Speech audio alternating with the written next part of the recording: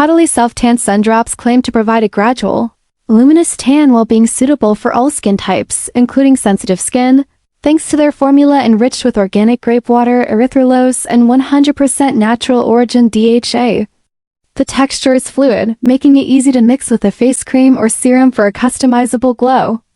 It's sulfate-free, alcohol-free, and non-comedogenic, which makes it appealing for those looking for a gentle self-tanner without synthetic fragrances. The fact that it's safe for pregnant and breastfeeding women is a plus, and the 99% natural origin ingredients add to its appeal.